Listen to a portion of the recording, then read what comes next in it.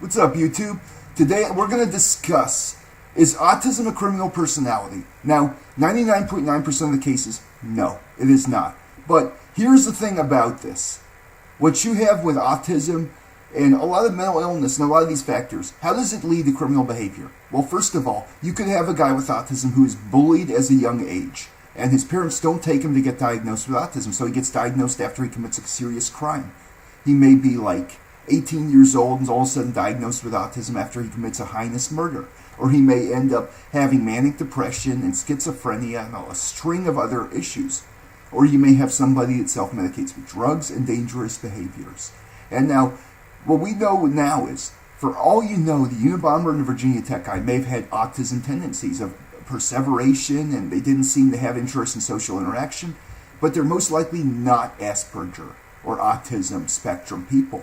They most likely were just, offenders. But you'll have some situations where somebody with autism becomes extremely disturbed, and so this obsessive personality, they may perseverate on the wrong stuff. Now, when you have aggression and lack of empathy, that is what sets the tone for a criminal behavior. And so some of these people with autism may feel, this kind of rigid, Asperger-y kind of notion. This is how things should be. And then they turn around trying to enforce it on others. And sometimes you have people with autism that may have social issues where they may not believe that they are wrong in something, or they may go too far with something. And that's where you may also see a tendency where a guy with autism may have this anger against somebody else, thinking that he's wrong and the guy's right.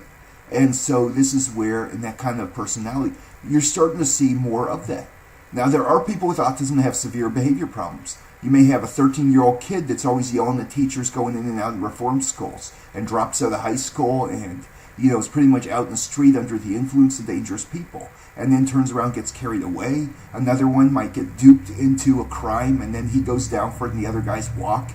You might have another situation where somebody with autism has an anger retaliatory kind of mentality, where he is angry and has this kind of mentality that he feels that he has been pushed around and starts to act out. So you start to see this. Now, they're theoretically hypothesizing James Holmes may have had autism. Now, in his case, this is a more power reassertive kind of I feel less valued by society act of terrorism, really, because he's an empty little coward that can't face his real feelings, who goes out there and takes a big gun on innocent people, and then goes quoting movie crap to the jail guards and yelling that he's the Joker after this event. So, that's one example of this. Or where you see somebody with autism that gets agitated, and they have this disturbed, maybe abusive upbringing, and they may also, most likely, have had people who didn't diagnose them with autism. They may have had dominating parents that just said, "Oh, you're weird, shut up." And, they had this autocratic upbringing, and they start to have mood fluctuations fast. They start to get into dangerous behaviors, drugs, dangerous friends, lots of stuff like that. And that's where the justice system is seeing autism more and more now. There's more cases of it, and they're starting to relook at it, because 90-something% of the people with autism are extremely law-abiding, and you never have any problems with them. But there'll always be some that are horribly disturbed, and they may perseverate in dangerous stuff. And it's only a matter of time till you see a guy with autism who's going to be a horrific serial killer. And there's some in the past that probably had autism, but you start to see where there are certain people that will have this tendency that might push them into crime. And basically, the knowledge of autism, oftentimes people with autism tend to be gentle and don't want to get in confrontation with people. But you always see some that, on the other hand, are extremely aggressive. And they may have issues with others.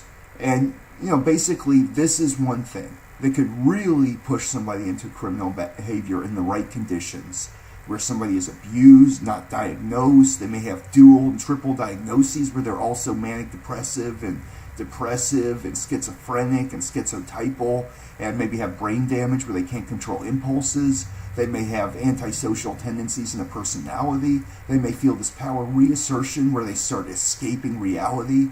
You may see people that are using horrible drugs. And so, there are people with autism that have been in the justice system, and you will see this. So, basically this is my video, and honestly, most of the people with this disorder are extremely law-abiding. It's almost unheard of for somebody with Asperger to be getting into trouble. And that's usually, when somebody says, oh, he has autism, that doesn't have anything to do with the crime. It's never a mitigator. It's never an aggravator. It just, basically has nothing to do with criminal behavior.